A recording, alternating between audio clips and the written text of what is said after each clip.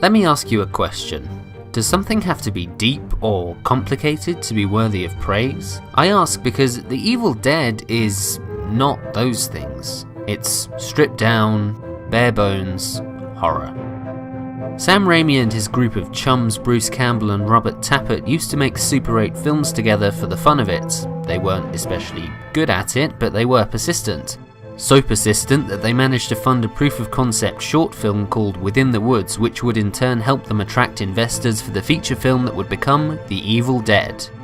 The production was famously difficult, with the entire cast and crew sleeping in a small cabin in the woods that was covered in cow manure when they found it, but through sheer force of will and a huge amount of raw talent, Raimi and his friends made what is perhaps the best horror film ever made.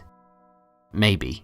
The Evil Dead follows a group of young friends who travel to a cabin in the middle of the woods in Tennessee where they come across a tape recorder and a mysterious book called Naturom Demonoto. In later films in the series it would be called the Necronomicon Ex Mortis or Book of the Dead. They play the recording and inadvertently summon an evil force which proceeds to possess and attack them.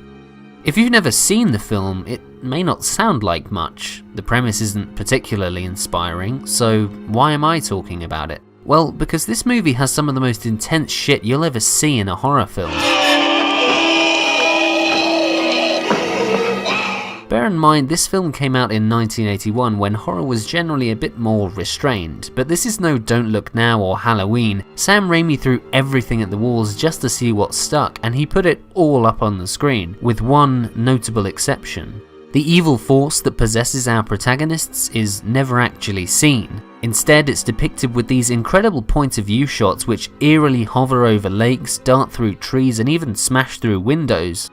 How did they achieve such a unique looking moving shot? With a plank of wood.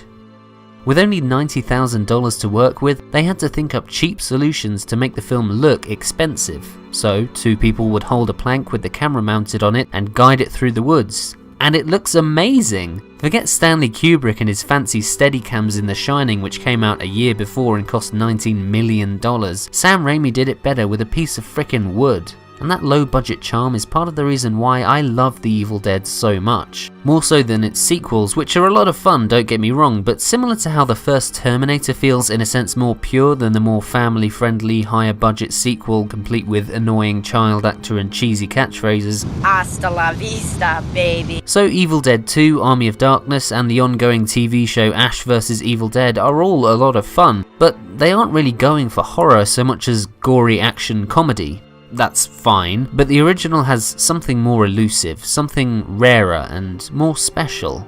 It looks kinda cheap and dated, but in a way that just somehow makes it better. The use of stop motion, pieces of wood, and as much blood as you can really use without losing the effect somewhat and turning into the end of Peter Jackson's Brain Dead, combined with the perfect mix of gritty looking kinda cheap 16mm film stock and a whole bunch of people working insanely hard in grueling conditions just to make this crazy low budget horror flick come together, paid off in what is undoubtedly, probably, maybe the best horror film ever made. Now, there are flaws in the film. Like I said earlier, the script isn't particularly interesting in and of itself, and there's a controversial sequence involving a woman being raped by the forest. No, seriously, the forest rapes her, like the trees. It's maybe a bit much. I don't personally object to it, but I can see why it upsets people, and that's fair. But let's take a closer look at a couple of scenes, because this film is full of contenders for best horror movie moment of all time, such as this uncharacteristically subtle scene in which Cheryl, of the infamous tree raping, is sitting by the window as her friends Linda and Shelley are trying to guess the cards each other are holding, only for Cheryl to begin guessing them all correctly, then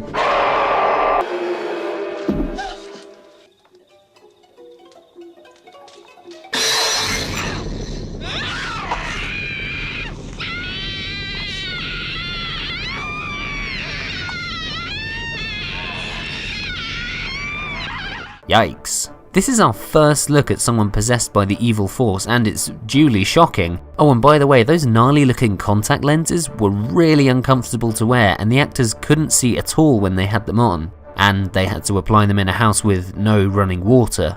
Raimi's resourcefulness and innate sense of the delicate balance of build-up and payoff, which is so central to good pacing in horror, is showcased many times throughout this film, mostly more overt ways than that, but not always in ways you would expect. What is probably the most memorable scene of the film was inspired by a Three Stooges short film called A Plumbing We Will Go, but Raimi replaced the water with blood. Our main protagonist Ash is in the basement looking for shotgun shells to desperately fend for his life when out of nowhere, blood begins to pour out of, well, everywhere. The lights, the walls, even the plug sockets. Now, this scene doesn't make sense, really. I don't know where this blood is supposed to come from, but it's a powerful thing to do at this point. The stakes are so high already after Ash has witnessed his friends transform one by one into monsters and had to dismember them and bury them and then dismember them some more so they finally get the message and stay down. But now the evil force begins to show its strength. The blood is pouring from the ceiling, soaking Ash in fear and maybe guilt? He's at least partly responsible for the demise of his sister, girlfriend, and best friends, and now the evil force is taunting him with the blood he had spilled. Not only is it visually striking, but for Ash, this is a very literal incarnation of the blood he has on his hands, and now it's all over him. This is a great way to show guilt and hopelessness visually. It's never stated out loud. The closest we get to Ash feeling bad about what he's done is this. You bastards! Why are you torturing me like this? Why? But this is much more subtle while somehow also being incredibly over the top. And yes, I did just describe this as subtle. But the film's true climax comes with the burning of the book, as the possessed decompose rapidly before our eyes.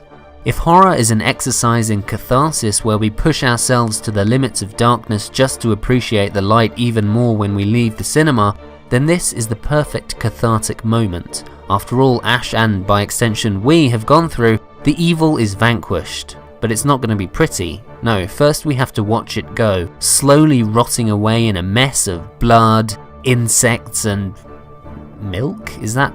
I don't know what that's meant to be. The sun has come back up. We made it through. And then shit, there's this crazy demon arms coming out of corpses for one last scare. The Evil Dead is a ton of fun, but it's also really scary, which I would say is probably more entertaining than the slapstick comedy of its sequel. In fact, I would say that The Evil Dead is the best horror film ever made. Maybe.